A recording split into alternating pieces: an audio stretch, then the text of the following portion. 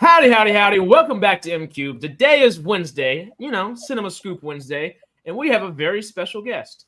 Friend of mine, Greg Crafts over here. Real quick, Jamie, you can mirror these things. I'm pointing the right direction now. I'm so happy. I'm so happy. This has taken us like a year and a half to figure out. No, you still pointed the other direction, bud. Really? Yeah. It shows fine on mine. Damn. Okay, y'all know what I was trying to do. I feel you though. The Zoom orientation struggle is real. So real, yeah. StreamYard's just introduced a little mirror thing, and I was like, I'm so happy I can actually do it. No, turn it off. It doesn't work. All good. You remember? You're pointing at I remember when I did that. So what? It just mirrors you. It doesn't mirror your picture. I did that, and I was going, I am pointing the right way. And Matthew kept going, no, you're not. Oh, that happened. I now understand what happened there. But yeah, so we have a special friend of mine, Greg. He's a SAG-AFTRA actor who just went to San Diego Comic-Con, so we can talk a little bit about Comic-Con and things of the sort. Talk about the striking, because you've been on the picket lines yourself already. I have been on the picket line a few times, yeah. So I got to get out there more. Beautiful. And we just got a couple other questions and things like that. And we do have a few little tidbits of news. We're going to not try to dive too far into them, but we have a little bit of news. So we'll do that. But Jamie? We're also on Sidetrack this evening because we want to push people over to the, now I'm doing it that way, to the M3 channel. Harris, you're doing 4-5 lives a week. I really want, all your movie news. So guys, go, if you haven't already, go and subscribe to MCubed. Yes. And before we roll that intro, Greg, you said you're not always humble when you want to talk about yourself. This is the time to not be humble at all and give people all the goodness. All right. Well, morning, everybody. My name is Gregory Crafts, and I'm a professional actor, producer, playwright, lighting designer. I do a little bit of everything. I've been working out in Los Angeles for about 20 years now. Be 20 years in August, as a matter of fact. So almost my 20-year anniversary here. I own and operate a couple of small theatrical venues in Hollywood as my day job. But the primary hustle I'm pursuing right now is that I am pursuing 1-hour dramas in Hollywood. I took a very, very, very long detour through the Los Angeles theater scene where I, cut my teeth as a performer and as a playwright and learned how to produce theater. And I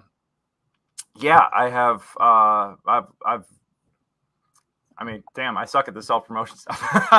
So I do a little bit of everything. I love everything I do. And I spent, like I said, I did a long time going through working in the theater scene and building all that stuff up, and decided in about 2019 that I was like, you know what? I've been out here so long. I really want to get back and trying to get work on screen again. So I was like, 2019, I started doing a lot of ramp up, getting representation, doing work. I was like, 2020 is going to be my year.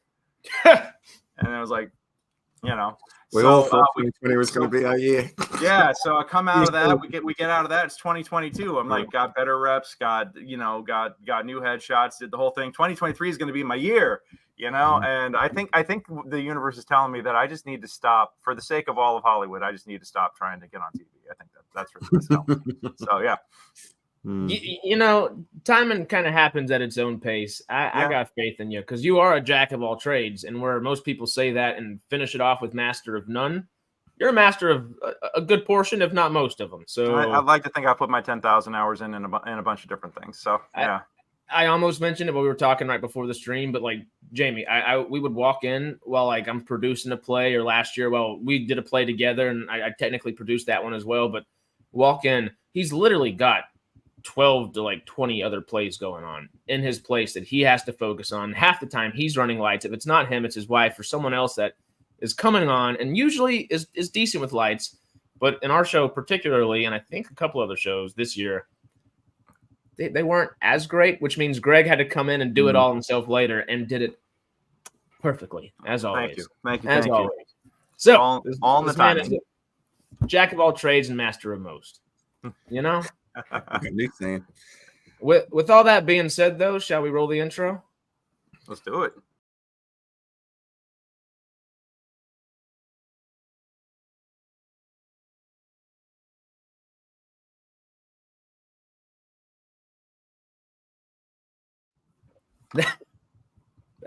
if I had some nickel-plated, pearl-handed 6-shooters right now, I'd be very happy. I don't think those are legal in California though, so sorry. What's the world coming to? Either you can't have guns on your the Texan in me has one answer for it, and the Californian version of me has a different answer for it. Yeah. But hello to everyone. David's in here. Sci-Fi Quest. Laura's in here. I think we got a good evening, which means we've got more Brits over here, you know? I love it. But also, have you seen Stargate, Greg? Because we're big Stargate. Oh my God, I have not seen Stargate in a very, very long time. I watched a little bit of it as a kid. And no, I don't think I could do a ball voice, unfortunately. You could come in there and play ball too. You know, some clone that's come in after the fact or something. Dude, I'm down for whatever at this point. Like I've been I'm starting to go around to like the effect shops and stuff like that and be like, hey, you need to slap 50 pounds of rubber and prosthetics on somebody for a role. Sure, like let's go. You know, do you need another Doug Jones? Like, right? Please. I've met Doug. I used to in my previous life, my previous corporate life before my wife and I bought our theaters. I worked for a toy company, a collectibles company, and Doug. Well, we did a lot of collectibles for Guillermo del Toro, and Doug was in there all the time with us. We also did full body digital scanning and stuff like that. And we had a division that was full body digital scanning and digital assets for films for post-production. And then we would take those scans and do product development with them. We'd do action figures, collectibles, things like that. And I worked in the collectibles division. And Doug would come by our booth at Comic-Con all the time. He'd come into the studio and get scanned and do all the other stuff, but then he'd come and be at the booth at Comic-Con. And at one point, I'm sitting in the back of our booth with Doug and Guillermo del Toro just talking about acting. And I was just like, what is this life? And then I realized that they're like, oh, they see me as the sales guy for this toy company. Like oh God, that was rough. But Doug gives great hugs. He is a legendary hugger and he gives wonderful hugs. He is a wonderfully wonderful man. Love him to death. He's got the perfect length for it, you know? Yeah. Oh yeah. I would think Guillermo del Toro probably gives a damn good hug too. I think so. I did not have the pleasure. So got the girth. So he's got to have a teddy bear. It might have like a scary monster pop out behind his back as he hugs you, but it'd still be very great. Doug Jones will pop out behind Guillermo del Toro as Guillermo's hugging you. Well, and that's the thing is that it's Ron Perlman too. Ron Perlman will just show up wherever Guillermo is and just be there. Like Guillermo was doing a signing. We go out front and suddenly like I'm working the security line, like keeping everybody in line at This was my life at Comic-Con before I started going as a professional actor, trying to do all the networking stuff. I'm working at this booth, and I swear to God, we're doing the signing for oh my God, why am I blanking on the name of this film? It's Pan's Labyrinth. Pan's Labyrinth, yeah. Yeah, so we did some mini busts for Pan's Labyrinth, and Guillermo signing them, and it's just Guillermo at the table, and I turn around, and I turn back around like 2 seconds later. Ron Perlman's just sitting there with him, just shooting the shit and smoking a cigar, like on the con floor, like what is this, you know? And he just appeared out of nowhere, but it was like the most natural thing for him. He just showed up, sat down, and just started hanging out, you know? So. Just and to be that big of a guy, just to kind of sneak up and just chill, because he seems like just like the most. Yeah, I just want to sit back and hang out until either I have to act or beat the hell out of somebody, and that's like the only two things that are like get him up. I'm not sure I'd like to annoy Ron Perlman. I think. No. I mean, I definitely saw his. I definitely know his thoughts on studio executives at this point, but you know, I do. I was just about to say that video is great. Yeah, but I got to say I love the guy, and I think I loved him on Sons of Anarchy. Like that was one of my go-to shows for a very, very long time. So he's my boy.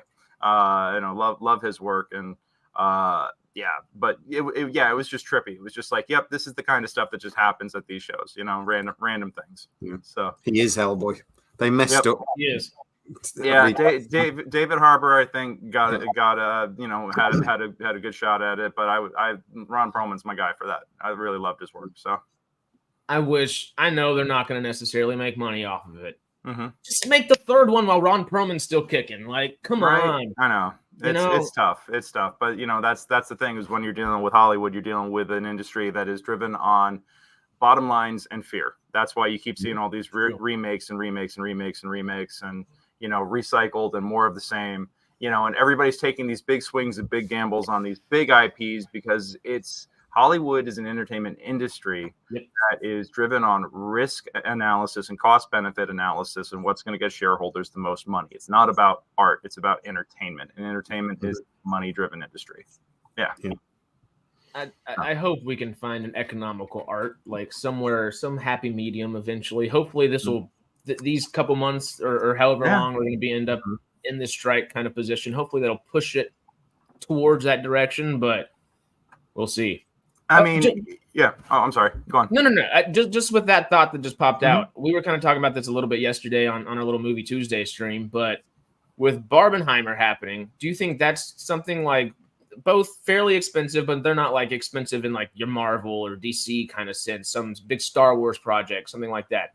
Close, not too far off, but they're not independent projects because they're big studio tentpole films. But they're like right next door in a way, you know? Well, it's so funny that you associate something that's like not a guaranteed project, you know, as like independent. It almost gets viewed in the same category as independent film. It's not, you know, because it is a tentpole. Yeah, I mean these you know, Barbie's budget, when you factor in how much they spent on marketing, was over $300 million, and they still broke it in the first weekend. Like they made it back, and these days, people only really give a damn about the opening weekend box office because they know that the drop off is precipitous after that, you know. But you get these gigantic budgets, but and what a lot of people don't realize is that the marketing budgets are sometimes bigger than the actual production budgets, you know, to get some of these movies out. You know, they spent, I think in Barbie, it was about an even split where the whole budget came out to be about $300 million or so. But that was $150 million marketing budget. And hitting 334 like they did means that they actually made back, turned an actual profit on it. I'm sure Hollywood accounting will still show that they had a huge loss and it was tremendous failure for everybody involved. You know, they haven't included the paint cost yet. You know. Yeah. Oh my God. Yeah. They haven't paid the pink tax yet. Just wait until that comes out. So pay tax. Yeah. I wonder how much of that came out just paying Barbie though. I mean, paying Mattel. That must have cost of. Because I know a couple of people have seen it now, and I know Harris, you said you've seen it, and they've took their kids expecting a Barbie film. And the kids have come away going, "What the hell was that?" And the parents have going, "I don't know." But they must have paid Mattel a fortune. Yeah, I mean, the licensing fees are usually around, or if I recall correctly, the industry standard somewhere around 10 to 15%. So, yeah. That makes sense. But do you think Mattel would have put that money back into the movie just with how much? Have you seen it, Greg? I have not seen it yet. We're going to go do our Barbenheimer experience this coming weekend, I think. So Jen and I like to go after things have been out for a little bit just to avoid I don't like dealing with crowds. Yeah. So, yeah. Smart. And I'm saying an Oppenheimer is because it's a Chris Nolan film. Yeah. I mean, that's why that was even made in the first place. I've always thought that I've seen a lot of articles describe him as an IP on like himself, and I like that. That makes sense. Him, Tarantino, Spielberg, Scorsese's, et cetera. They're kind of He's built up his own brand to be like, you know, the next in the long of generational directors, you know, and that's and seriously, it's those reputations that's how movies get made. You want to know how Zack Snyder keeps getting jobs? Like, love him or hate him, J.J. Abrams. These guys have these reputations as trustworthy box office banks, and that's why they keep getting they keep getting films greenlit, and that's why they keep getting involved in stuff. Now, I don't know how much Zack's star has fallen with everything with the DCU and everything, but you know, for years and years and years and years, he's getting all these movies because he'd built up a reputation for himself as someone who can deliver. And you know, that's Hollywood Hollywood thrives on that reliability. They need to have that reliability. So, you know, for anybody who's looking to break into the industry, build yourself a reputation as someone who is a reliable person, someone who will show up on time, someone who will do the job right, someone who, you know, doesn't cause problems, stays in their lane and everything, and then is willing to learn and work your way up. And eventually you'll start getting creative opportunities, that, like that's, and it's like that in all levels of creative and collaborative arts, because it's like that with us with small theater. We don't make any money in small theater. Like that's no joke. I'm an Actors Equity member that makes no money every year because the projects that I really love to do and the projects I spend my time and effort on are all very small projects. But even still, we I have a group of people that I like to work with because I know they're reliable. They don't cause problems. We collaborate well together. There's a reason why Kevin Smith keeps working with all the same people. There's a reason why Zack Snyder keeps working with all the same people. There's a reason why Guillermo del Toro has Ron Perlman in everything he does. It's because when you find collaborators that are reliable, that are bankable, you don't want to give that up, So that is, and it's like that throughout. Hollywood, I think, is very, very tribal, in that regard. We talk about Stargate on our channel quite a lot. But I've got a couple of people that I've been lucky enough to be able to talk to about this. And the thing that really shocked me, because I didn't know much about the film industry before I started doing this channel. And the thing that really shocked me is how much marketing and PR and the amount of research they do, and they're asked their opinion. Executives at the studios constantly asking this one quite big marketing company for their opinion and everything. Before they do anything, they have surveys and all this done to try to, well, if we announce it now, how will people react? And if we do this now, how will people? And I'm sort of like, where's the creative side of it? Where's the? It's all risk mitigation. It's 100% risk mitigation. Yeah. This is why they have test screenings. This is why they go back and do reshoots on test screenings.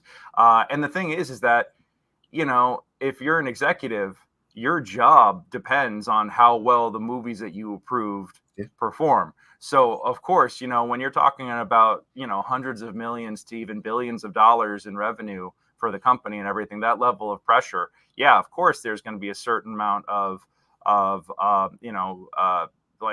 being an extra cook in the kitchen and trying to make sure the stew comes out great. Mm-hmm. And the problem is that I think that as a result, there's a lot of stuff in Hollywood that they try to make for the widest audience possible. They try to appeal to everyone. So therefore it appeals to basically no one, or the absolute lowest common denominator, which is why we have 10 Fast and the Furious movies, big explosions, big guns, and hey, don't get me wrong. I like me a good action popcorn flick. I really enjoyed Dial of Destiny. We went and saw that last week. I enjoyed it. I was like, I have some issues with certain aspects of it, but it was a good time. And I like me, I'm a huge fan of Die Hard. We do a very Die Hard Christmas at my theater every year, musical parody of Die Hard.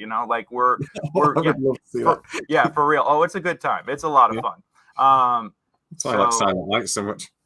I don't know if Bruce Willis actually sold his digital likeness for stuff, but I know that they've got enough full body scans of him that all he's got to do is sign the papers at this point, and they'd have it. They did that with Harrison Ford.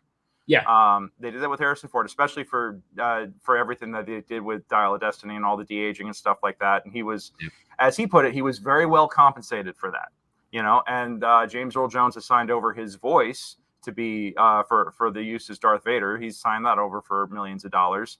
And that's great. When an actor like that can get a payday like that guarantees that their children, their grandchildren, whatever, they'll all be well taken care of. Fantastic. It's, I don't have a problem with that. The problem that I have is with when they're doing it to background actors, where they'll pay them for, $172 for 8 and get a full body scan of them and then never hire them again, because now they've got license to use their digital likeness and in perpetuity in whatever project they want. That's the direction that this is heading in very rapidly, and that's part of the reason why we're on strike. Mm-hmm. I saw a great video last week about that, and it gave the example of if this was happening in the early 90s. Think about Matt Damon and Ben Affleck, who, best friends, did a bunch of stuff together, yada, yada, yada. They were extras in Field of Dreams. Mm-hmm. If they would have signed their likeness away, we wouldn't know who Matt Damon and Ben Affleck are today. No, that we would have no idea. Yeah.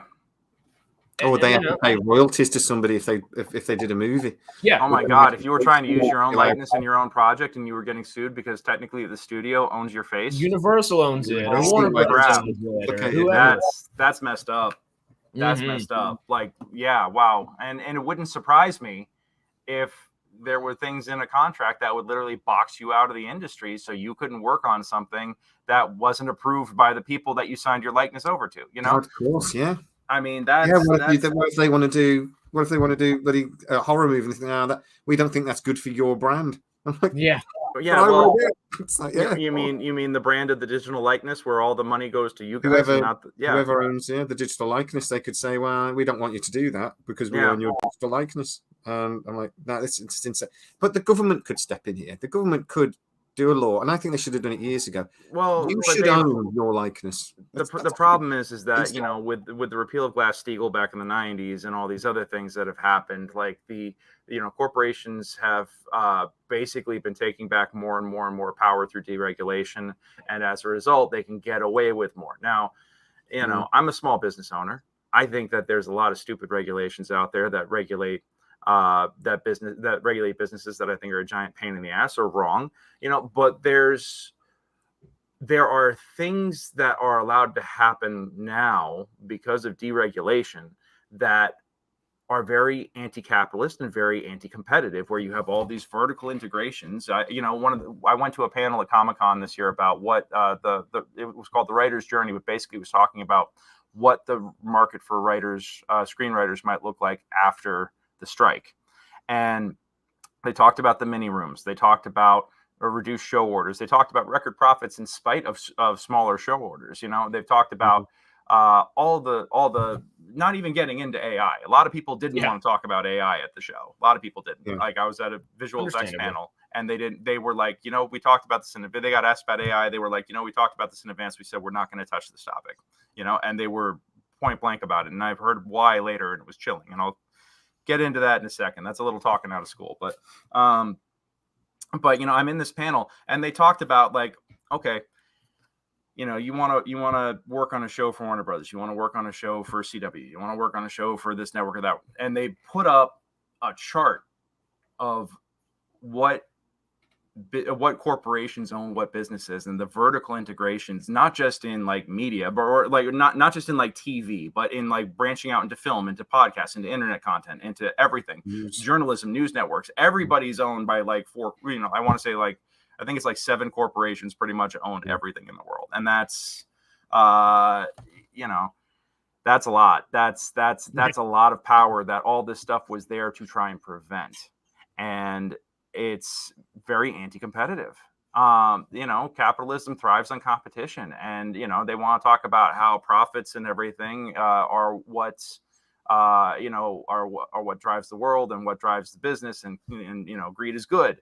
But it's anti-competitive when the biggest guys can shove everybody else out of the pool or drown them, and that's where we are right now, because you have if you watch coverage of the strikes on the news networks, it's all pretty biased. It's a lot of like, why are these actors, why are these writers, they're striking again, because they're not getting paid fair or whatever. You get a little bit of a slant on it, and it's because the news networks are owned by the studios. Yeah. And like whose point of view do you think they're going to be delivering? I mean, you could be the most liberal, TV network in the world, but when you're told that this is the story that you're running, that kind of like questions the legitimacy of a strike, or questions, like, do they really need this? In the last 15 years, we've watched the middle class actor disappear. There's one. Yeah, there isn't anymore. Because you had, movies are struggling, movies are failing because they keep rehashing the same old shit over and over and over again. Going like, why don't people want this anymore? You wanted it 10 minutes ago, and it's like, dude, we can't have ice cream for breakfast every day. You gotta like, you gotta switch it up. Just Saturdays. Yeah, just Saturdays. I mean, there's a real. I mean, I know I'm bouncing all over the place here. I'm all, but this is all. It's all an ecosystem that is in crisis at the moment, because we have, there's so many things happening that are all interconnected, and it's all been leading up to this stuff. We have, in the TV world right now, you have the stars. You've had a lot of folks who used to be movie stars or are movie stars also doing television at the moment, which, hey, great. Problem is, even Harrison Ford. Yeah, Harrison Ford doing Shrinking. A friend of mine, CJ Hoke, is a writer on that, and she's speaks nothing but wonderful things about everybody involved in that show. Like, I am so envious of her. I've been wanting to watch it for so long. I just haven't sat down to do it. I need to so bad. Yeah, well, we're in a golden age of television at the moment where, I mean, ironically, as we're talking about all this stuff, we're in a golden age of television and media at the moment where there's more stuff than ever.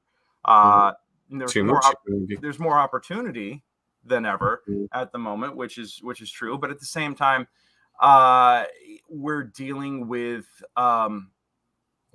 shorter series, shorter runs, and there's, my gosh, which angle do I attack this from first?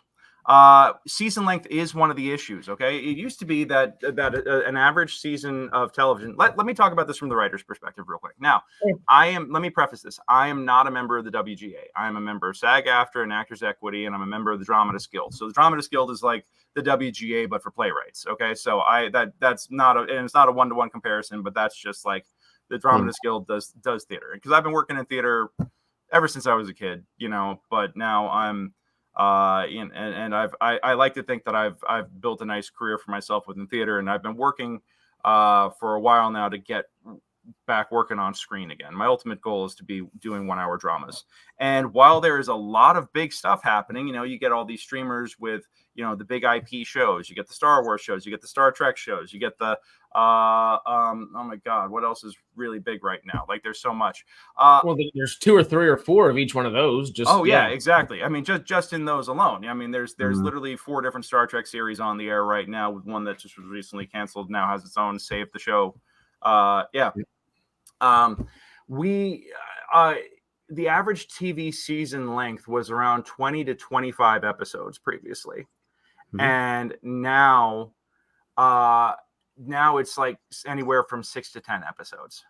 Yeah. So, a writer's room used to be 10 people that would work on a 22, 25 episode season, with each person, with them all working together to develop the season arc. And then each member in that room getting a couple of scripts to write. Now they would get their normal salary, plus they would get a script bonus every time they wrote an episode. And that script bonus was not small. It was like a 5-figure bonus that they would get for being the writer on a script. And that is how, when you got those jobs, when you got staffed up and you were a writer on a show, that is how you were making your living, was that you'd work 30, 40, 50 weeks a year, or 30 or 40 weeks a year on the show, and make your salary plus bonuses every time you were the lead writer on a script. Now the average, and that was about 10 writers. Now with show orders of anywhere from 6 to 10 episodes, they've gone from writers' rooms to what they call mini rooms, a showrunner and maybe 3 writers, and those, the salary is reduced. You're working maybe 3 to 10 weeks as opposed to 30 or 40 weeks of the year. So you're spending the rest of the year hustling for work.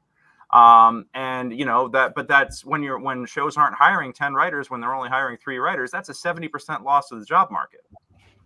That's a very and on top of that, once again, when Hollywood's got their favorites, when they've got their showrunners that they like, when they've got their Ryan Murphys, when they've got their Shonda Rhimeses, when they've got their people with these insane overall deals, they're J.J. Abrams. These are the guys who get the top show running things and are show running opportunities and get to build their universes and everything else. And while there are more shows out there, there's less opportunity, and there's less opportunity for career advancement beyond being a staff writer, because those, if you thought that there were fewer writer opportunities, there's fewer showrunner opportunities too, because a lot of these things keep going to the same people. So it's, that's another big issue that they're trying to deal with, is the lack of upward mobility in a career path. Like, at one point, the ladder got pulled up behind a generation of people. And now it's very difficult to find a path forward. So again, that's another big reason for the strike. Mini rooms is one of the biggest reasons. And then we're talking, and on top of that, residuals. And on top of that, residuals on streaming, I remember the strike in 2007, 2008. I was, and I when I first got out here, SAG was on the commercial strike in 2003. Like that. So I've seen my fair share of strikes. We done fucked up when we did not negotiate streaming when we had the chance, when we didn't negotiate better streaming when we had the chance, when we let the studios say, oh, this is unproven technology, we don't know how this is going to work, we don't know this, we don't know that. They're recording billions and billions and billions of dollars in record profits. Now, gross, not net. I understand the difference here, but they're recording ridiculous amounts of gross profits and giving shareholders dividends, which also I understand. That's part of the game. Like, that's literally like an important part of capitalism, is making sure that your shareholders get paid, because otherwise they won't invest in you, in which case, the cycle of money stops and the whole machine seizes up and crashes. Can't have that. Can't have that. Like, I understand. At the same time, though, don't fucking come and report record profits out of one side of your mouth to the shareholders and be, tossing out executive bonuses and everything else, and come to the unions and plead poverty, when what we're asking for is a percentage of a percentage of a percentage of what the gross is, for the work that we do, for the work that we did. This is not right. This is not right. When you've got these top executives making, 7, 8, 9 figures a year in their executive compensation packages, with their investments, with their stock, with everything else, when they get all this stuff, when these guys are cruising around on mega yachts and just saying, oh, it's so unrealistic for the writers to demand more, go fuck yourself. Like, seriously. Yeah. I get very angry about this, because these are good, hardworking people just trying to build an opportunity for themselves and do something that they're passionate about and care about. Like, isn't that the American dream, to be able to make a living and to do what we love? Definition of. And it used to be such a great place to go do it. Like, what you're saying, the middle class has disappeared, and kind of a lot of ways everywhere, but particularly in this industry, and it's just easy to see. And and just to touch on that super fast, just to illustrate the point, you get these film actors coming in being leads on TV shows. Great, they get a big payday, but they get such a big payday that the rest of the budget is non-existent. So everybody else on the show winds up working for scale. Even guest stars, multi-episode guest stars, work for scale. There's no room in the budget to give somebody, to pay them more based on their experience, based on whatever. Scale is as good as you get. And scale, for those of you not in the industry, is literally the minimum per tier. The minimum rate per tier. So that like they've allocated all this star power, though, because now it's like, oh my God, Lawrence Fishburne on doing a TV show, Harrison Ford doing a TV show, all these these movie actors coming, and I'm not mad at that. Everybody's got to work. Everybody's got to eat, and you want to scratch your creativity, go for it. But we have to look at what the numbers say, and the numbers say that this is hurting the little guy. And that's what these strikes are about. My brother, years and years ago, during the previous strike, my brother calls me up and he's like, "Why are you guys striking?" He's against unions in general, and I understand there are people who are out there that are like that, and that's fine. You can be wrong. That's okay. But he's like, what, does Tom Cruise need another private island? Is that why you guys are striking? I'm like, yeah, because he didn't get a private island is why I'm going out walking in 110-degree heat in the sun, doing laps around NBC Universal. Yeah, because I give a fuck about his private island. Yeah, that's carrying signs, no shade, nothing. Exactly. That's 1%, though, is it? It's never been about the 1%. It's about all the everybody else. Don't know their name. It's about it's about everybody else. It's about everybody else who and the thing is, it's like, this industry is hard enough as it is. We have 87% of the membership of SAG-AFTRA doesn't qualify for the minimum for health insurance. That's $26,000 a year. You don't make $26,000 a year as a professional actor. 87% of the union doesn't qualify, doesn't make that, so they can't qualify for health insurance. And that's because, it used to be that if you got a guest star, your residuals, your salary plus your residuals would be enough to cover that. One guest star could do that for you, and now I think it's very telling when you have stars of shows going out and showing their residuals, and they're getting pennies for quarterly unlimited streaming use, and of their shows, they're getting pennies for unlimited streaming for 90 days. Like, that's that if that's not indicative of what the big problems here are, I don't know what is. So. But I mean, as a writer, though, if you're not getting paid, Mm-hmm. are you putting in your best work, or even worse, are the best writers going elsewhere? Maybe even doing something else. I know a lot of TV writers who have pivoted to comic books. That's why a lot of them were at Comic-Con. I got a couple of friends of mine who are TV writers who are writing for Marvel right now, who are writing for DC. Like they're, it's the comic book division is not a struck company, so they can work in that, but and everybody's got to make their money. But the thing is that this industry, you can't phone it in. You can't phone it in, because if you get a reputation for phoning it in, you'll never work again. Yeah. I mean, that's the thing, is that because this industry is so competitive, because everything is so cutthroat, because the studios know and rely on the fact that if you don't give your A game for this shit pay, they can get somebody else to do it. They'll get rid of you and bring in somebody else. And most of the time, somebody cheaper. Yeah. You have to keep giving your best. You have to keep putting out your A game, in spite of the indignities of these ridiculously low, paychecks, and in spite of everything else, because that if this is your opportunity, and you're chasing that brass ring, like you got to eat some shit on the way up the mountain here. That's so many metaphors. Sorry, but you got to keep. I'm texting. I got you. Yeah, you know what's up. So we gotta. You can't just phone it in. Unfortunately, everybody's got to give their A game, or you get replaced, because it's that easy. Your reputation can take decades to build and only seconds to ruin. I think a lot of people. Sorry, Harris. I think a lot of people would argue that a lot of the writing, particularly on some streaming shows, hasn't been as good as it used to be. Because I would argue. I mean, don't get me wrong. I had plenty of issues with Book of Boba Fett. Like Dances with Banthas was quite the experience. But I would argue that that's actually due to the overburdening of the writers and the reduced workloads, the reduced number of writers and collaborators, in the room, the lack of collaborative talent. I feel like that was, peak like mini rooms and stuff like that, where you had fewer people contributing and fewer people working together, and they still had, you had 3 or 4 people trying to turn out, a whole, what was it, 6-8 episodes. That's a lot of work and a lot of pressure, especially when one of them's the showrunner, who's also basically doing executive producer duties.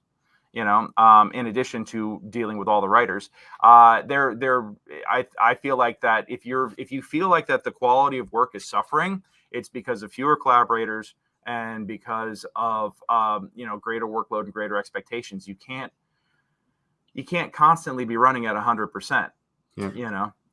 So I saw this that one of the things they used to do is they would write almost up to filming. So I know on Star Trek, I was watching one of the great scenes. Sometimes we'd be typing away in the morning, and we'd still be bouncing ideas off each other and things. But nowadays, they sort of want the script for streaming shows anyway. They want the script done and locked down and agreed by executives before they start filming, and then they film. And I've always thought that's because then if something doesn't work on screen, you're kind of stuck. Well, they also don't want to pay to have a writer on set. Yeah, that's exactly. And because that's another cut cost right there, is not paying to have a writer on set. And I think that there's a lot of. I was working background on a movie in 2008 during the writer's strike, and I literally watched Sean William Scott and Paul Rudd, like the directors tell them, "Oh, just improvise. We can't write anything. We can't do rewrites right now. So if it's not working, just riff. And there's. I think there's always a room for a healthy amount of improvisation, but when you don't have a writer there on set to fix something that's not working, and you have to rely on improv, like that's to do improv correctly, you have to have good context, especially on set for something like that. You have to have the context of the scene, the character, the environment that both of those things are in, all that, and that allows you to be able to improvise like that. Without that, good luck, Chuck. And especially on like a sci-fi show where you have all the technobabble and everything else, that gets even crazier. Now, I mean, everybody has their favorite story about, oh my God, this improvised moment that was just so hilarious and so brilliant. For that 2-second scrap of brilliance, can you imagine the number of takes they left on the floor? You know? Yeah. And the amount of shit that didn't work, you know? Apparently that's working with Ryan Reynolds. Apparently he's a nightmare. He's constantly riffing, which is fine, but it means you get hours and hours and hours of virtual nonsense. Yeah. And they hit that one golden thing. And but I know like a lot of writers though, they don't particularly like it when they go off script. As a playwright, I have watched as people have rewritten my plays on stage. Like I've sat in the audience and just watched as people have deliberately changed my words. And does that inspire or hurt? It depends on where the piece is, because there have been a couple of times where, you know, I have done a show and I've watched rehearsals and I've watched, you know, or I've written a show and I'll watch it in rehearsals and we'll get it on its feet. And, you know, show changes the minute there's an audience in front of it. Like there is that added conversation that happens, and you see what works and you see what doesn't. And especially when I've taken stuff to the fringe festivals, I will always do rewrites on a script afterwards, and 99% of the time, the changes that I'm making are changes that were made during the run, something that an actor found. But you know, there have been times though when I'm like, okay, this script is set. I'm very happy with where the script is. Just say the fucking words. Yeah, and they can't do it. Difficult. You know, and they can't or won't do it. And at that point, it drives me insane. So. You know, I think it just depends on the kind of conversation it depends on the state of the piece, and it depends on the preference of the collaborators involved. You know, that makes sense. So think about that. You made me think of it just a second ago. If you're acting, would you rather be on set with someone that does Stanley Kubrick and takes 80, 90, 100 different takes, or would you rather Clint Eastwood, where he's notorious for one and done? Do you think there's a Do you? I think I don't think that. Well, I would love to be one and done. I really would.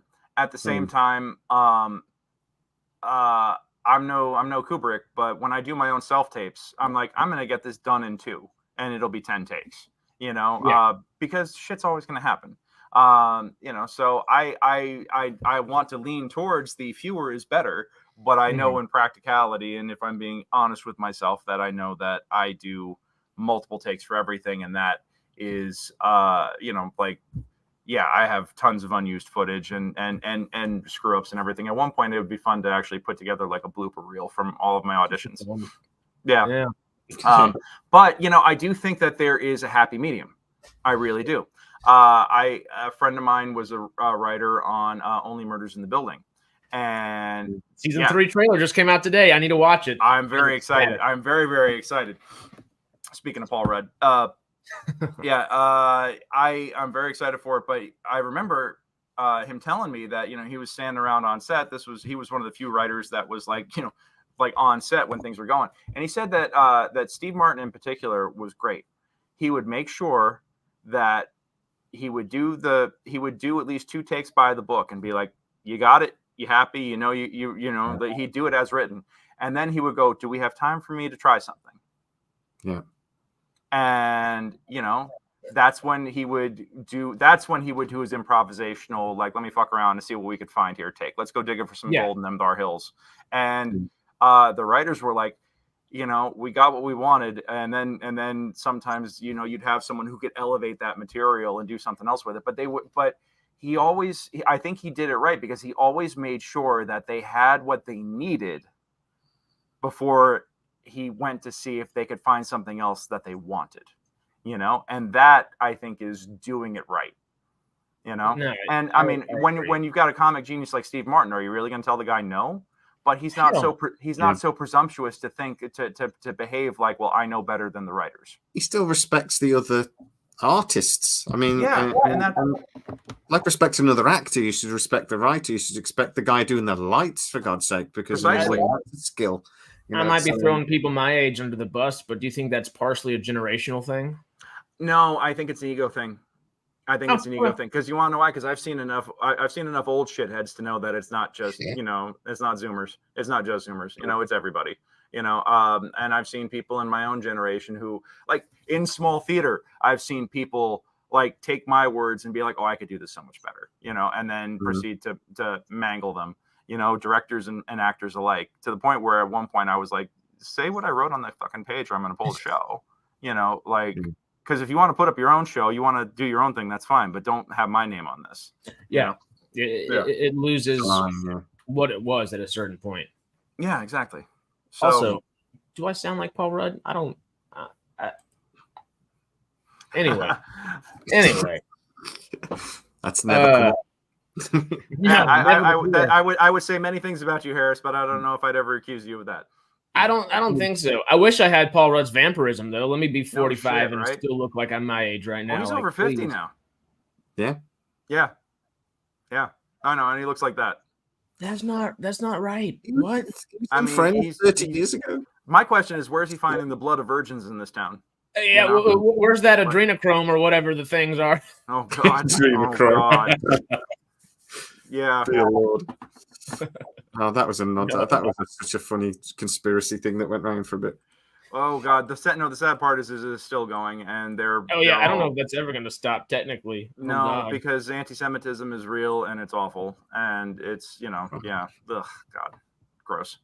Just hatred in the world is just ridiculous and just what a waste of time. And rampant. Yeah, people get so angry about the most ridiculous things. I'm so like, it's either none of your business or really does it hurt you? And my mom always says, look, and I take all my advice from my mom, obviously, because she'd beat me otherwise. As you should. It's just like, does it hurt you? If it doesn't hurt you, don't bother. Don't worry about it. What you're doing, you're hurting yourself. All you're doing is putting your own heart rate up. Just leave it. Yeah. And I try and live my life like that. If it doesn't bother me, doesn't hurt me, leave it. There's a lot of, there's the problem is that there's a lot of money in outrage. Oh, hate clips. YouTube. Fear mongering does well. I mean, there's a whole news network built around that. So, I mean, yeah. Anyway. If I wanted 100,000 subscribers, just go start yelling at stuff. Yeah. It's quite easy to do if you've got no morals and don't care. Yeah, I mean, exactly. All the news networks do it, but there's a good chunk of YouTube that does it too. My God, yeah. Oh my God, and it's worse because it's uncensored. Yeah. Yeah. Well, you can just lie on YouTube, and really, there isn't a lot to stop you. I mean, you just got to be careful you avoid certain keywords and things, and you won't get pulled up on it. Yep. Yeah. Exactly. And everybody knows the workarounds. That's the thing is that the ways to get around it. Don't cuss too early in the videos. Do not cuss at all in that first minute. Yeah. And there are two C words they don't like. The other word for the Rona, and then and see that you word next Tuesday. keeps saying. See you next Tuesday, of course. That's my favorite one. A little more British, Although the Australians get away with that one just fine. So they do just fine. If you're Carl Urban, you can say it anywhere, all the time, no matter word. It's basically like the word "the" for Carl Urban. Just like legit. Carl Urban's my spirit animal. I strive to be Carl Urban on a daily basis. It's been brilliant in everything he's ever done. Did you see that Almost Human he did? They only did about 10 episodes, maybe. It's one of the best sci-fi shows, and they got cancelled.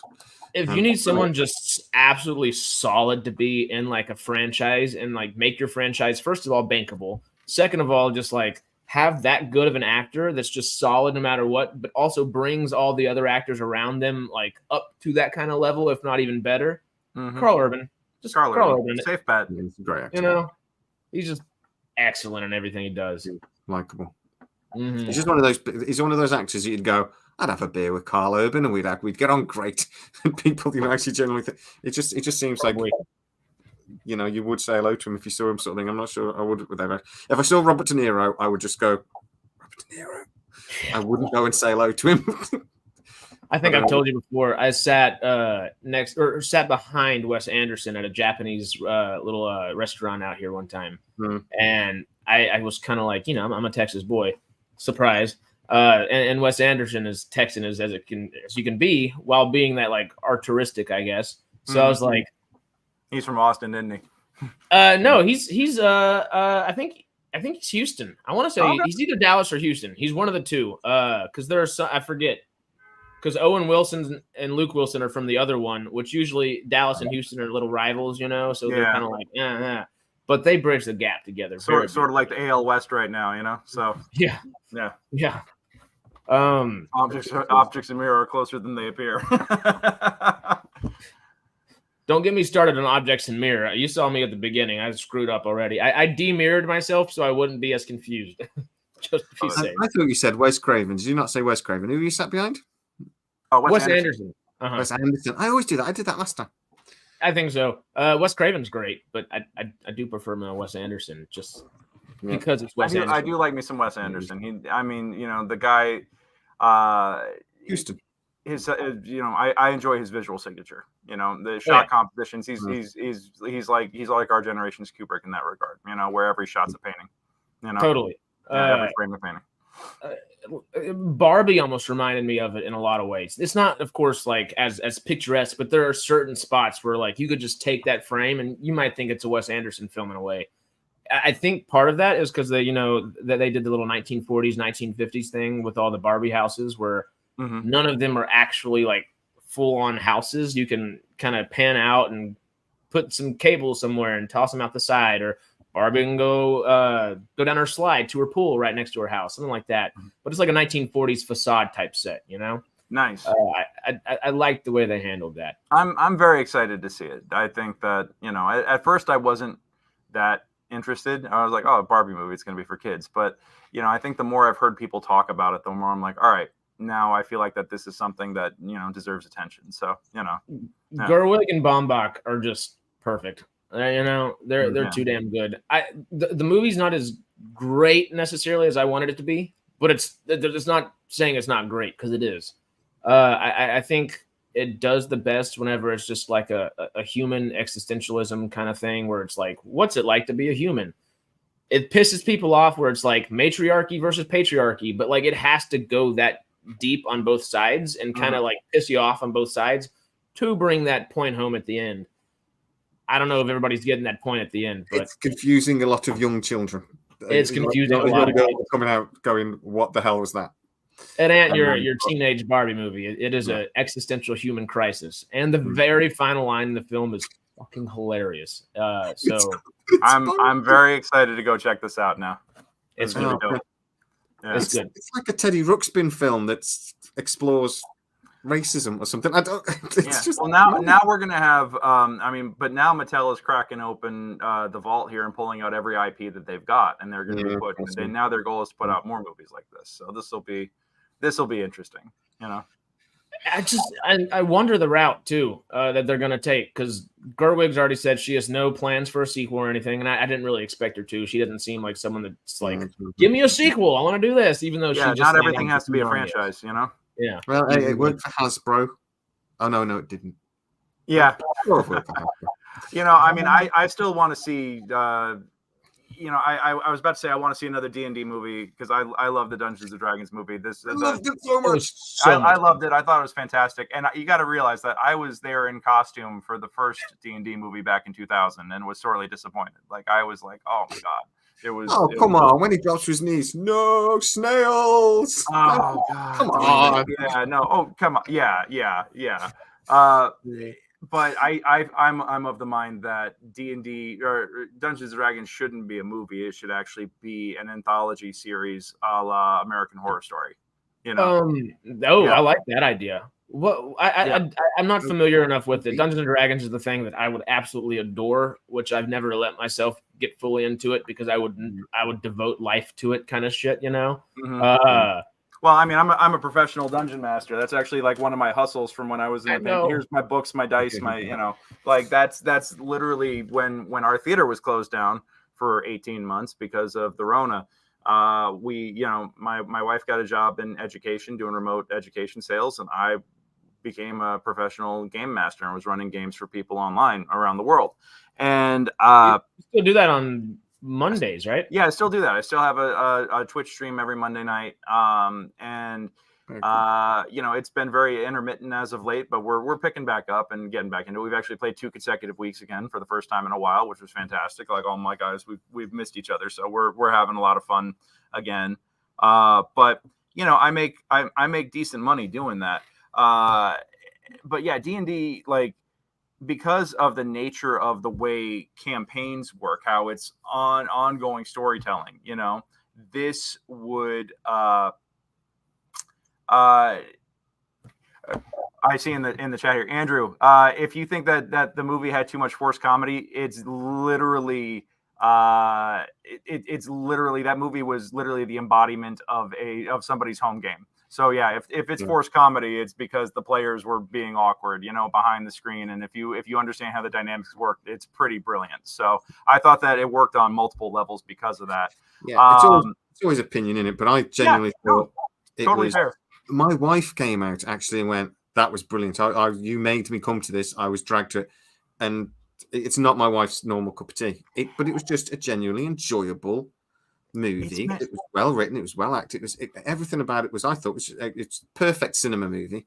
Yeah, epically high stakes, and epically stupid heroes. And just you put them all together and just see what happens. And that's literally they joke about how every campaign starts out with everybody trying to be Lord of the Rings, and it devolves into like Adventure Time, or something else ridiculous. And that's dragons going down, chasing you down a big mountainside or something. Oh yeah, absolutely. And I think that if they were going to do D&D right, they would structure any sort of show very much like an actual campaign, where each season is its own self-contained story, and then you could do your own MCU big crossover after you reach a certain point and have all these multiple plot threads come together in an epic story. Maybe that's when you do your feature film. Like I have ideas and thoughts about this, because this would be there's two IPs that I would kill to work in and be a part of, and that's Star Trek and that's D&D. Like those are my two dream IPs, to be a part of. And I think that Dungeons and Dragons is not served by having just a 2-hour film. The stories are too big. You look at Critical Role, each Critical Role campaign is hundreds and hundreds of hours. Each episode is 3 to 4 hours long each week. That's 4 hours of new content every week for these shows, and just ongoing storyline. And each campaign is about 130, 140 episodes. So you multiply that by 3 or 4, like literally almost 1,000 hours of story. You can't have that condensed down into 2 hours without sacrificing what makes it. I think you could do it in 10 hours. You could do it in 12 hours. You could do it, ideally 22 episode season. Go back to big things, and you have lots of character development, and you have, because you have all these side plots, you have B plots, you have side quests, you have shit getting derailed, and you have all these things that create stakes, and you have all these things that make it richer. And then you have a big epic payoff, that would be the idea. Both. I am both. I love me Lower Decks and Strange New Worlds. I would love to be on Strange New Worlds. If I had my pick of the shows, I would want to be on Strange New Worlds. But the crossover episode that just dropped over the weekend was flippin' brilliant, and I loved every second of it. My nerd heart just exploded with it.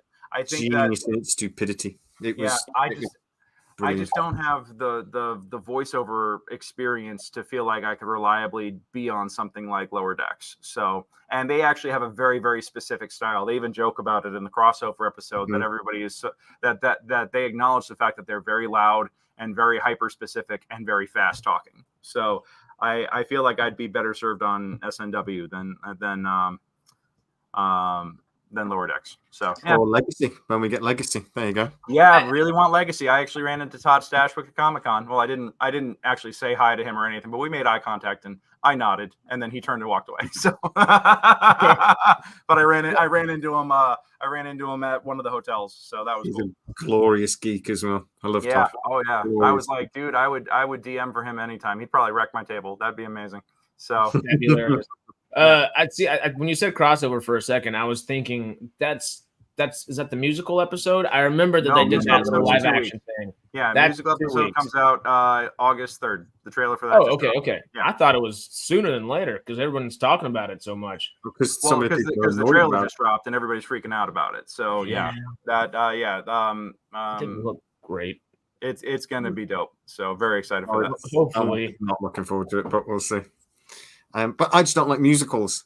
That's fair. That's my issue with it. I don't like musicals. I'm an old school musical theater geek, so I'm all about like, okay, if I think that I've seen it, ever since Buffy did it. I feel like a lot of people have tried to pull it off and have failed.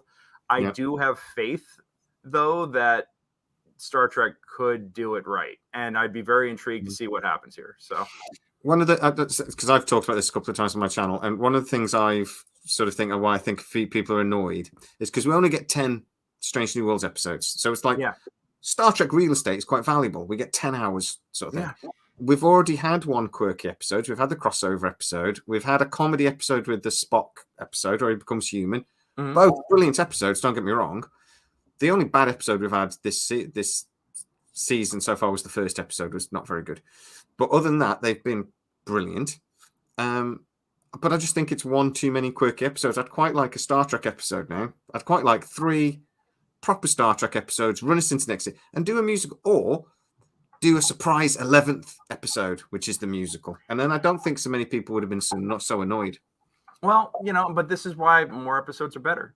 If and this is why you need more writers, and this is why you need to pay the writers, and this is why, I feel like that, I watched Star Trek: The Next Generation again during the pandemic, and we got through most of Deep Space Nine as well. Those were 22, 24 episode seasons, 26 episodes sometimes, and not every episode was a home run, but they were.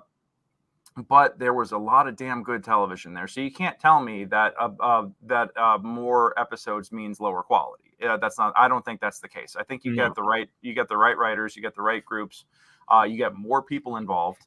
And you're gonna, then it doesn't feel like they're trying to cram 50 pounds of shit in a 10-pound bag, So every season of television nowadays feels like it's trying to be both lengthwise and I guess gravitas-wise, like a mini series, and you don't have to do that. It's just like just enjoy what you're writing. We kind of missed the filler episodes as well, because when the filler episodes are done quite well, just to give the actors a bit of a break, or let the writers catch up a little bit. We have this little filler episode, but when they were done well, because I remember we were talking about Stargate did a couple of filler episodes, but what they did was there was a new president, and he was being told that the reports from all these missions, and then they'd have little flashbacks, and there was such a brilliant. I'm going to go watch. This is great. Remember, but Star Trek would have the odd little filler episode, or an episode that was just based around one character, or this sort of thing, and it gave that actor that actor got that's my episode sort of thing, and get a bit of development and stuff. And those episodes, they're lacking because there isn't enough time. Like I say, and I just think 3 quirky, funny episodes in Star Trek is, when you've only got 10 episodes, it's one too many. That makes but sense. It might still be funny. There were 13. Would it be like the happy medium, kind of? I don't know. I like that 13 through 16 a lot, because 22 to 26 can be a lot and end up with a couple. I think it depends on the format of the show. I think because Next Generation was for so much of it was Monster of the Week, and it felt like every season, especially towards the end there, it was like, oh, this is the episode this season where Troy loses her powers. This is the episode where Loxana shows up. This is the episode where this is the Klingon episode, and they always have like these fallbacks of like, okay, this is the time that we're doing that this year, but. I feel like 10 can be, when it's Monster of the Week, you can do as many of these as you want, as long as you got inspiration. When you're trying to do this ongoing serialized episodic storytelling where it's one ongoing storyline, that's when you get to 8 to 10 episodes. And like, what was it? It was the first Daredevil on Netflix, like watching that. It was like some brilliant stuff, some amazing stuff. That hallway fight is still top 10 all time of just like one of the best television fights on television. Guaranteed. Amazing. The Punisher hallway fight too. Yeah. But I remember people being like, "Oh my God, it's so good," except for like these 2 episodes in the middle just feel like a slog, like they just had to write something to fill it in, And so I think that if you're trying to tell a big overarching storyline, you got to make sure that you have enough material to fill out the episode order and have it be good. And that's where you can start feeling like you can see the stress lines and you start seeing the fatigue. That was the thing with Picard season 2. They were saying basically that was 3 episodes of Star Trek spread over 10 episodes. And you can actually see it that at times you're thinking, they don't know what they're doing with this. They're doing an episode that they're just padding time a little bit. Yeah. So but that's the trouble when you have like the ongoing serialized stuff. But I think that and then there are times where I'm friends with one of the head folks on Ted Lasso, and they said that with season 2, they had a 10 episode order. And they wrote the 10 episodes and they started shooting the 10 episodes. And then Apple came back and said, "Oh, you're getting 2 more." They're like, "Hold on. No. Like, I don't think you understand. We wrote, how are we going to do this?" So they basically wrote 2 bottle episodes. And one of them was the Christmas episode. And the other one was Beard's Night Out. And the Christmas episode, wholesome fun. Everybody loved it. And I know that Beard's Night Out was very divisive. People either loved it or they hated it, I found it a bit boring. I don't think I watched all of it.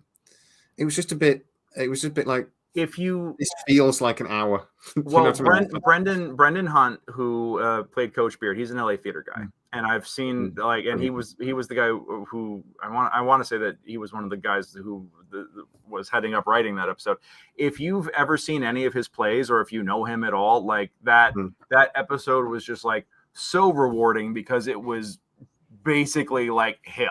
And it was hilarious and absurd and insane. I mean, he wrote a Peanuts parody where he played Pigpen, an unnamed Pigpen, and hula hoop naked. Like that was he did that at the Fringe Festival in 2013 out here, and he he's already a little twisted and a little out there, and just getting to see him do an episode that expanded on this character and did it in such an interesting way and did it in such a Brendan way. It was like, you don't get those opportunities very often, but I thought it was very wise of them to do bottle episodes that kind of give you a little bit more insight into the characters, or give you some feel good moments or whatever, then try to stretch material and shoehorn them in. Instead of cut 4 episodes or 2 episodes into 4. Yeah. Yeah, exactly. So, I thought that was the good thing to do, because and this is Star Trek, X-Files, all these shows, they used to be Monster of the Week, episodic, every episode self-contained, and you have a big reset at the end of it, which kind of kills interesting character development when you have big character moments, and it's like, oh no, it's just like this is not going to be a lasting change for the character. I really feel like that we had a couple of storylines in Next Generation where you had carryover, obviously the Borg, and obviously you had recurring characters like Q and things like that, but you didn't have truly serialized storytelling until we got to later seasons of Deep Space Nine, mostly because that wasn't part of Roddenberry's vision, So, and and Deep Space Nine kind of, especially in the later seasons, kind of fucked off and went off and did whatever it wanted to, whereas Voyager was still beholden to what the vision was. That's why Year of Hell was only 2 episodes instead of a full season, So like there's I think that there's something to be said for both styles of storytelling. I think that when you have to decide, like everybody wants to do the serialized ongoing stuff at the moment, and that's really where we get these shorter mini series, 6, 8, 10 episodes. But we're now missing the job opportunities that come from the bigger sprawling Monster of the Week, like self-contained opportunities. That's not the style of storytelling we're doing right now. So well, just think about that. Someone mentioned Game of Thrones was only 10 episodes a season, and that's because it kind of follows that. It's not a miniseries by any means, but like it's not a book per season either, but it's along those lines where they have a full narrative. They're telling the narrative. They know the amount of time they need. They make it make sense in that time that they know that they need, etc. Until you notice when they started slowing down, because like, well, we're coming right up on that line when we're George, we're pulling up on you. When's the next book? What are we doing? Right, man. Was Right. it 8 episodes and 7 episodes, or was it 7 episodes and 6? I think it was 8 and 7, right? Something like that. Yeah. And the budget just went up and up and up and up. Yeah. So there was an element to that as well. But they did not know what to do. I think when you're basing a show on an IP like that, where you're dealing with a pre-existing thing that isn't done yet, that's a whole different set of circumstances you got to work under. But that is another fine example of, like some of the conditions that we're dealing with, because one of the most popular things to do in Hollywood is adapt a proven book or book series to the screen. I thought that I was so happy to see his Dark Materials get a mini series, or 3 seasons that were actually like, in accordance with the books, because let me tell you, I saw the movie and I was like, that's when I realized that you can't do justice to a novel in most cases, or like an ongoing series like that with just a 2-hour movie. There's just not enough real estate there. You can't.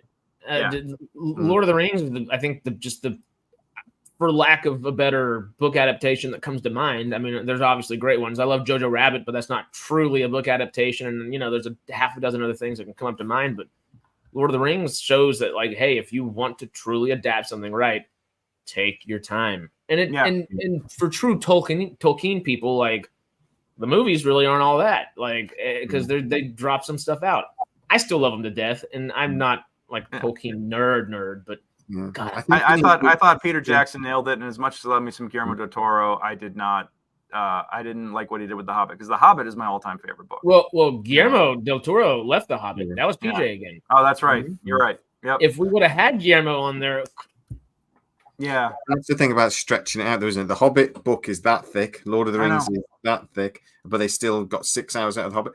But I think that's a good allegory for what we're talking about with the 10 to like the 16, 18, 20 episode seasons. If you're following a narrative that's already been made, fit it to where you need it to fit. 8, 10, 12 episodes, perfect. But if you're stretching that stuff out, you dilute it. Same thing with not having material and just kind of, or you don't give it enough room to breathe, and therefore don't do it justice either. The material should dictate how long this thing is, rather than executives going, I want 3 films, and the creators going, we've got material for 2. But I think there's a definite skill about taking a book and turn it into a movie or because if you're too if you try to follow the book too much, a lot of books they tend to have the finale, and then they have that tail off, and they explain things, and everybody goes home, that's how books are generally formatted. Movies don't really work as well. So I think there is a skill to what you leave out, what you put in, what you emphasize, because it's a different medium. Movies are different to books. I know it's going to shock a lot of people in the audience, but they're different.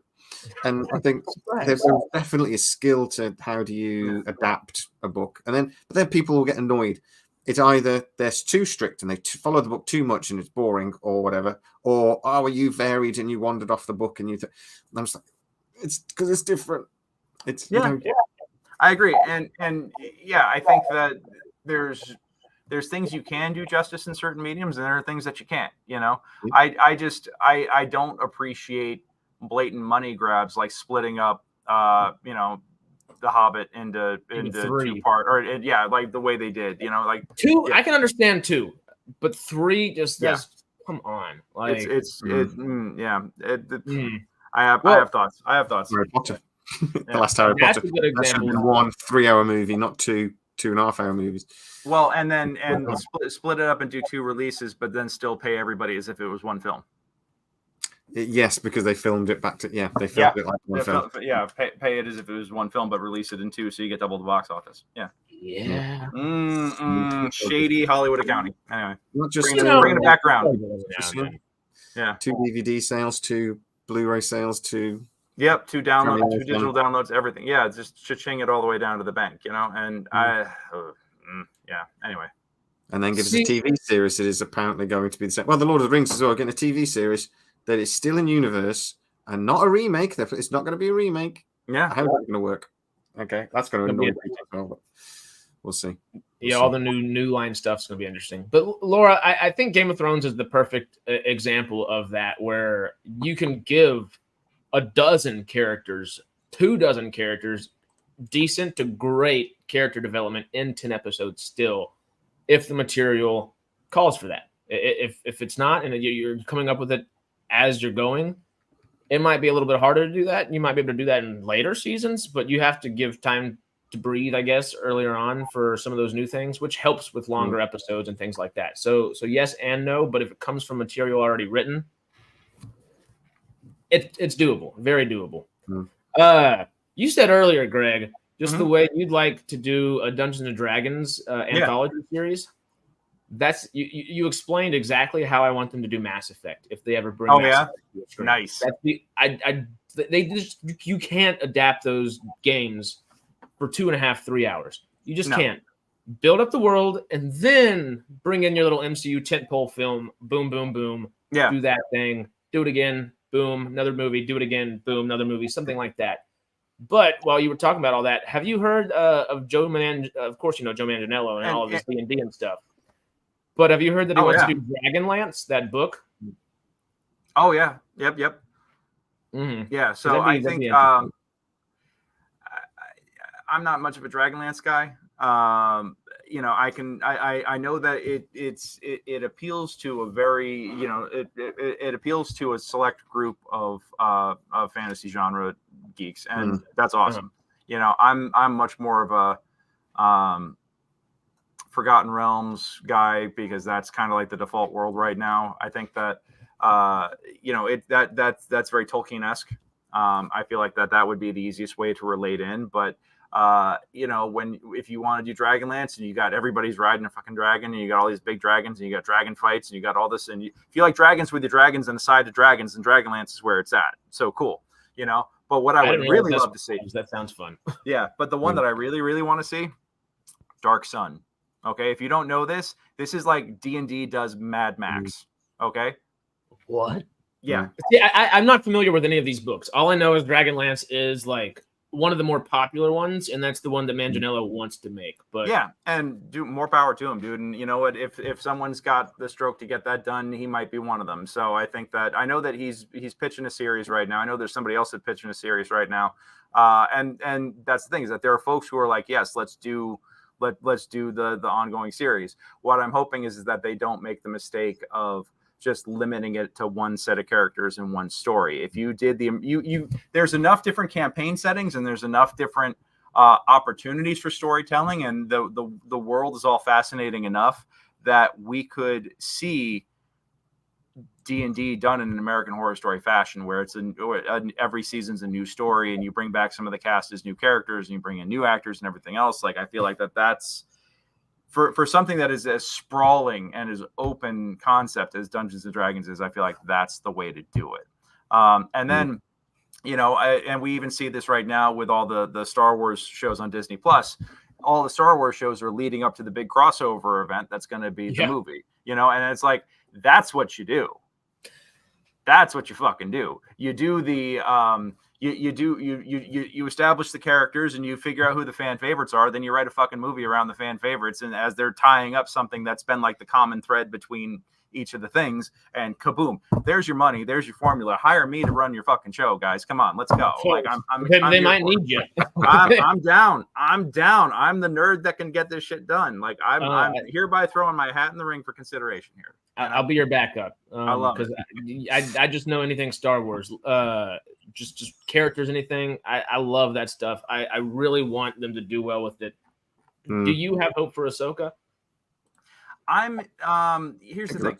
I deliberately don't watch trailers and things for like upcoming series and things that I'm interested in. I don't like having those spoilers. I know that Thrawn's going to be in there. Like, I mean, that's obvious because that was revealed in Boba Fett, you know, like, so I know a couple of things. I know about some of the crossovers between the Clone Wars and Rebels and the animated series and things like that. We're going to see some of the live action or some of them in live action, just like we did at the end of Mandalorian. Like, I know that there's going to be certain things that happen, but largely I'm trying to stay ignorant because I still like having that childlike wonder of holy shit. Like, my wife has pictures of me when I saw, you know, like she actually got a photo of me and my jaw hitting the floor when Luke Skywalker showed up. I think I could say that safely now, right? People are still pissed off at season 3 over even thinking about season 2 nowadays. Yeah. So, but what, you know, like I like I like being amazed and I like being surprised. So I try to avoid trailers and I try to like keep away from stuff. And you know, in this case though, I did see the trailer for the next season of Lower Decks, which I'm super excited for. But I don't feel like that in certain things it's okay because it's like, okay, well, this is silly. I'm not heavily invested. But my Star Wars, I don't want to know what's coming because I want to be like blown away. So you know. Yeah. Well, I'm sorry, House. I've got a run next. I've got a previous engagement, so I'm not sure. You're talking musicals, aren't you? We are going to be talking Star Trek, but he's going to be waiting for me. So I've been absolutely amazing to speak to you. I would love to catch you again and geek out on Star Trek at some point. Absolutely, man. I would love that. I would absolutely love that, Jay.